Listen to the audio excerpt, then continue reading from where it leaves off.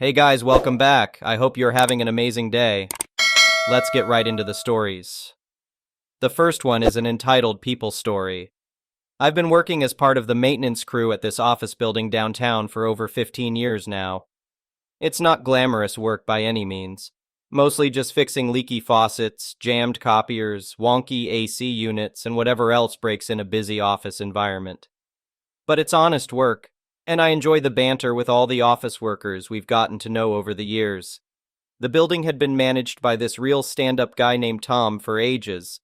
Tom was fair and reasonable, and always had our back when it came to supply orders and budget approvals from the higher-ups. All that changed when Tom retired last year. His replacement was an absolute nightmare, the quintessential Karen type. Let's call her Janice. Right from the start, Janice made it clear she intended to whip us into shape. She scrutinized every repair request and supply order, denying even the most basic necessities like new mop heads and light bulbs. She accused us of wasting company money if we dared order anything beyond absolute bare minimums. Janice also started monitoring our lunch breaks, yelling if we were 5 minutes late back from the cafeteria. She even suggested we start punching time cards to increase accountability. Us maintenance guys were steaming mad but trying to keep our cool. The final straw came when Janice called a mandatory early Friday morning meeting for the maintenance crew before we were scheduled to start our normal shift. We begrudgingly shuffled into the conference room, bleary-eyed and clutching our coffee. As soon as we sat down, Janice slapped a stack of papers on the table. "It has come to the company's attention that you so-called maintenance men have been taking advantage of your roles here," she sneered. "In reviewing your files closely, I discovered none of you have adequate qualifications or certifications for building maintenance." We looked at each other, confused. Most of us had picked up our skills on the job over many years. Certifications were never a priority before. Janice continued her condescending rant. "Furthermore, your work orders continue to show sloppy, subpar work. The incompetence on display here is unacceptable for a Class A office building. As such, effective immediately, your employment has been terminated." Our jaws dropped as she slid the termination notices across the table with a self-satisfied smirk. "Please collect your personal items and vacate the premises within the hour. Security will escort anyone who fails to comply promptly." We were shell-shocked and outraged. Sure, we grumbled about the job, but were always diligent when it came to actual repairs. We took pride in keeping the building running smoothly. As we numbly gathered our things under the watchful eyes of security, the injustice of it all burned within us. How could she fire us without cause like that? My buddy Pete was especially incensed. "I've had it with that uppity witch barking orders and dumping on us working stiffs," he fumed. "Isn't her precious corner office upstairs heated and cooled by the AC units we maintain? Don't her fancy executive toilets flush thanks to the plumbing we keep running?" The more we talked, the angrier we felt. Janice had no right to kick us to the curb after so many loyal years of service. But what could we do? She was the manager, and we were just the maintenance guys. After a few beers, Pete suddenly sat up straight, his eyes blazing with excitement. "Fellas, I just remembered something big that could turn this whole situation around." Back when the building had first been converted into offices 15 years ago, Pete had been part of the original retrofitting crew. He recalled they were sent paychecks from some warehouse company that had owned the building previously.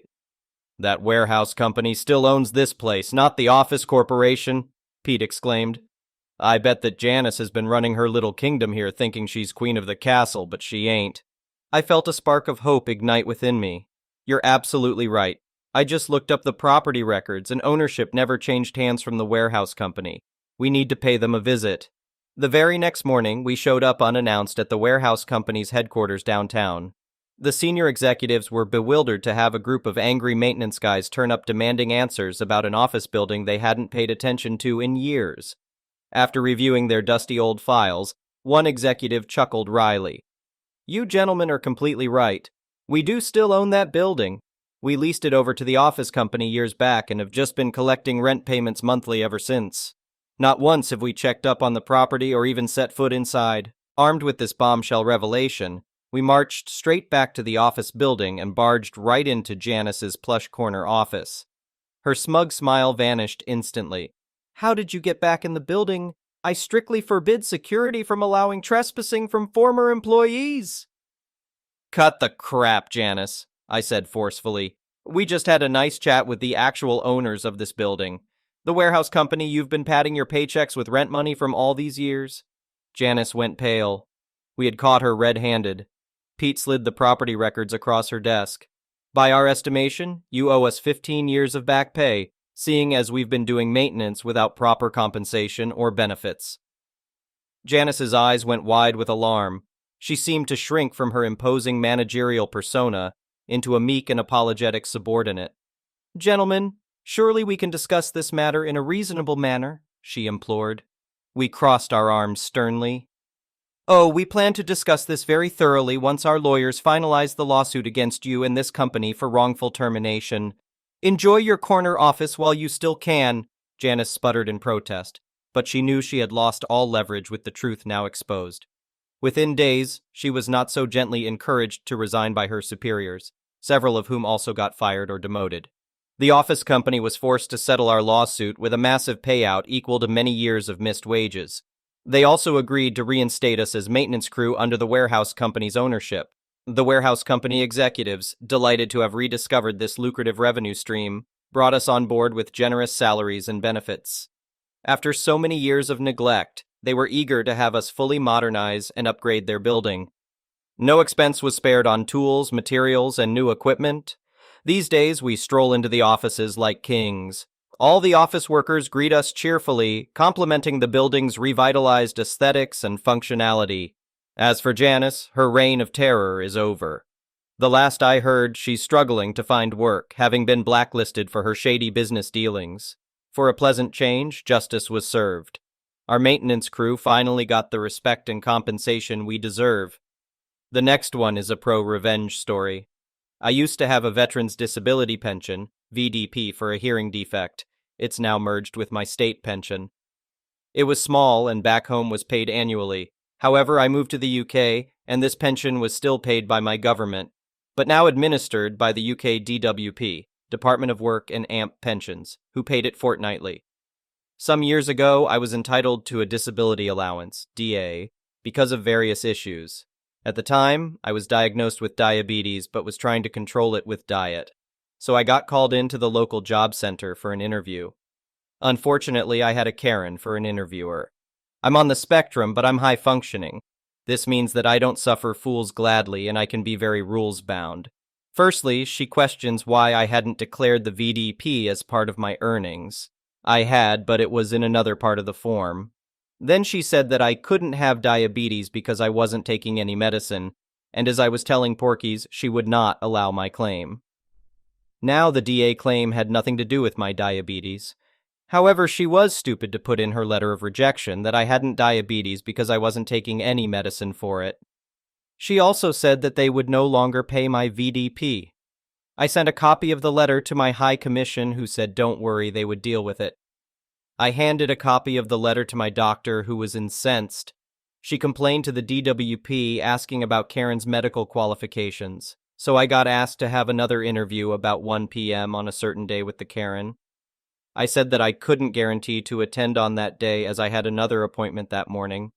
The message back from the Karen was if I didn't attend, my claim would be refused. So going with the flow, I said that I would try to attend, but I might be a little late. So I have my morning appointment, go home, change, and toddle off to the job center. I get there on the dot of 1 p.m. only to find that the Karen had booked an interview room on the first floor instead of the ground floor. There is no lift. To cut a long story short, it took me nearly 15 minutes to haul my sorry ass up those stairs in the end, being helped by this guy in a suit who asked why I was trying to get to the first floor. I told him that I had an interview and that the Karen who was seeing me chose the room. So I get to the room and Karen says, "You are late. I am refusing your claim unless you have a very good reason." So I said to her, "Well, my day has been interesting. You were warned that I had an appointment this morning and because of it, I might be late." Karen: "I want you to tell me about this appointment and exactly what happened to make you late." Me: "I turned up at the appointment this morning, took my clothes off, and then had 2 nice young ladies slather my meat and 2 veg with lube. They then proceeded to do things to said meat and 2 veg. They then got me to lie down on my side facing the wall, and one of thee proceeded to stick her fingers up my ass." Karen: "How dare you talk such filth in front of me? Your case is closed. Suit, who is listening out of sight. Excuse me, Karen, but you did ask him to tell you about his appointment and exactly what happened to make him late. Suit to me. How did your prostate examination go? Me. More tests, unfortunately. Suit. And was that the reason you were late? Me.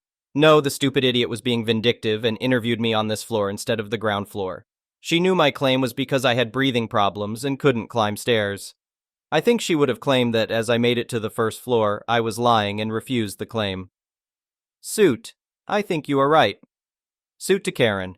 You will approve his DLA claim as I had to help him up the stairs, and based on my observations he qualifies, and you and your manager will report to me tomorrow at 9 a.m. in my office to explain your actions.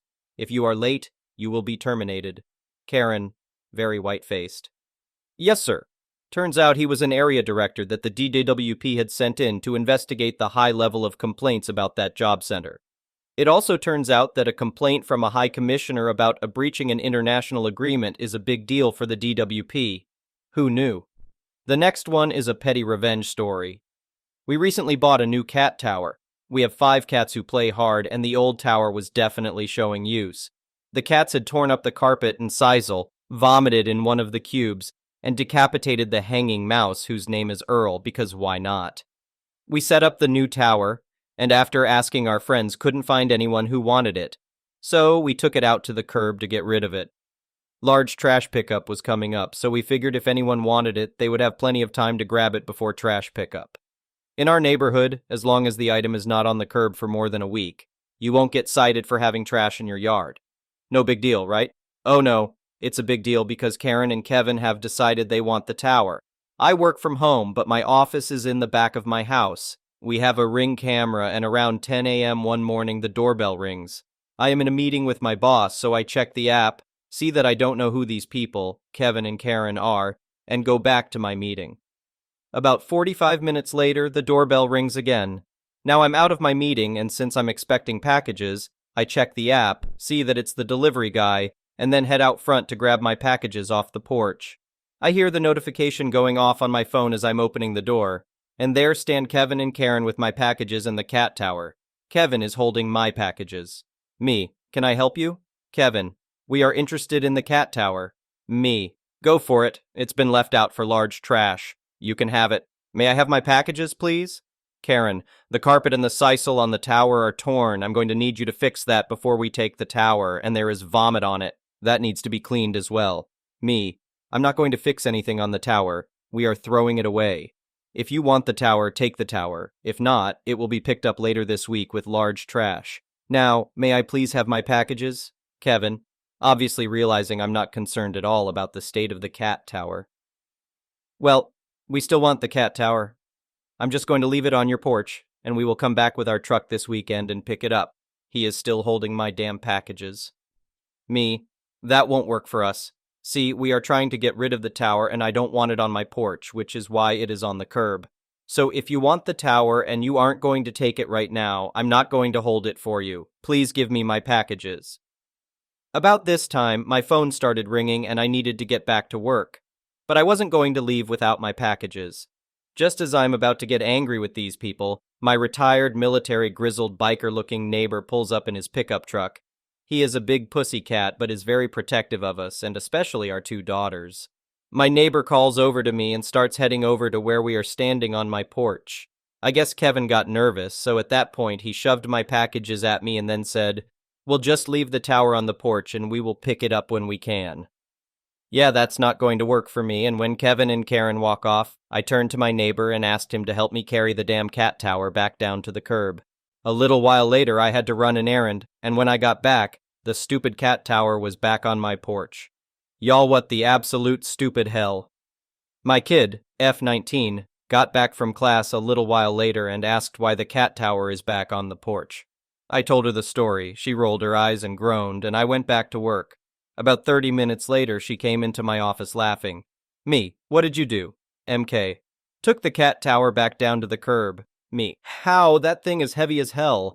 MK, it was really easy once I took it apart and put all the hardware in this Ziploc bag that accidentally fell into the trash can with the used cat litter. So if Kevin and Karen want the cat tower, it's still available.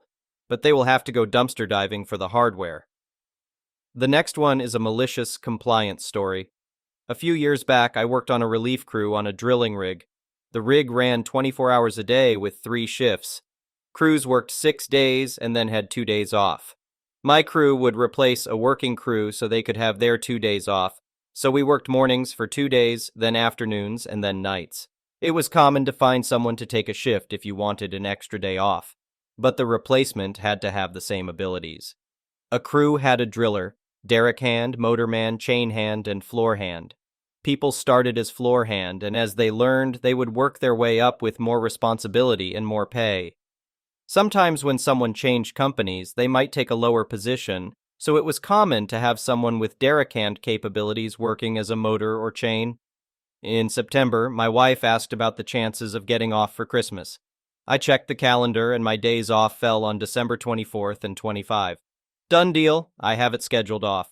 Then I decided to sweeten the pot. I found a guy who would work December 22nd and 23 for me. I also found one who would work the 26 and 27. I took this to my driller who agreed they could work for me. With my 6 days off, I could drive 400 miles to visit family. Things looked pretty sweet, too sweet. The other guys on my crew were in the same position, so they all tried to find replacements, and 2 were successful. Unfortunately, the driller only had 3 other guys on the rig who could work for him, and none of them wanted to help. He got mad and said since he couldn't get the time off, none of us could have it off.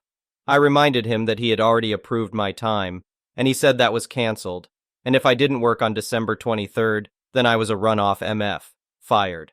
I told him fine, I will work the 23rd, but that will be my last day of work. Consider this my 3-month notice. At work, not much was said for the next few weeks. Outside of work, I was networking and found another job I could start the first week of January. All was set. At the end of my shift on the 23rd, I emptied my work locker and said my goodbyes. The driller barely acknowledged me. I went home and drove to see family the next day. I spent a relaxing week there and then came back to start my new job. Around the end of January, I went to a friend's birthday party. There I saw one of my old crew. He asked me when I was going to go back to work. The driller thought I was just sulking around and would come crawling back soon. He never hired a replacement, and they had been working short-handed for over a month. I said he better hire somebody. I wasn't playing games, and when I said I quit, I meant it. The next one is an entitled people story. Over the years, I've longed to live in and raise my children and grandchildren in a safe, friendly, energetic, peaceful, clean neighborhood with good schools. I often pondered what it was like to live on the other side of the tracks, literally. On my way home from work, I'd veer off, redacted, through the neighborhoods of redacted, and imagine having a home here in this thriving neighborhood. It was always the trees for me. I earnestly believed one day I'd make it happen. Unfortunately, I haven't. I've worked my tail off and managed my way through many, many obstacles, but haven't hit that pinnacle. I do well for myself and live a well-rounded, happy life, and am uber grateful for what I have.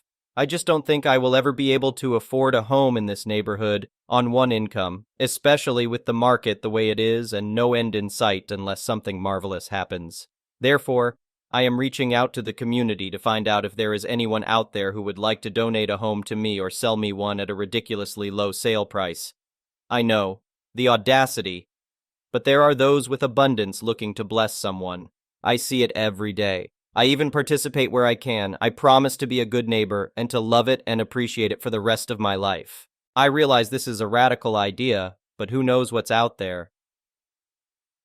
Someone's that has way more than enough and would love to pass their home on to someone who simply asked, has 2 and is ready to move to their warm weather home and doesn't need to turn a profit, is just plain sick of humans and is going off grid, just wants to pay it forward or could write it off. Bought a fixer-upper and life changed. I'm very handy. I am getting older, though. Just hit the Powerball and is leaving everything behind. Maybe you know someone with a home elsewhere, in a community just as lovable. Please do pass the letter on, you never know. So here I am asking. My dad always said, a closed mouth doesn't get fed. I am currently renting in, redacted, and I love it, with the constant increase in rent that may not last much longer. I've worked for redacted for almost 20 years. Well, when I started passing out this letter I did, unfortunately I was part of their layoffs this week. I've attended a women's group in Redacted for 15 years as well, all reasons I have intentionally left my name out of this, hoping to save face for now. I made an email for responses to this letter. Please no hurtful or hateful messages. I've seen the nasty comments on the forums, and I assure you I am a good person with a good heart and good intentions. I will provide you with my full name, address, references, background check, no resale contract. You name it should you find interest in my request. Otherwise, thank you for simply reading my letter. So long for now. Turns out there are approximately 15,000 homes in Redacted, so I have a lot of work to do. Thank you for watching. I would really appreciate it if you could like the video and subscribe to our channel if you haven't already. We'll see you again tomorrow.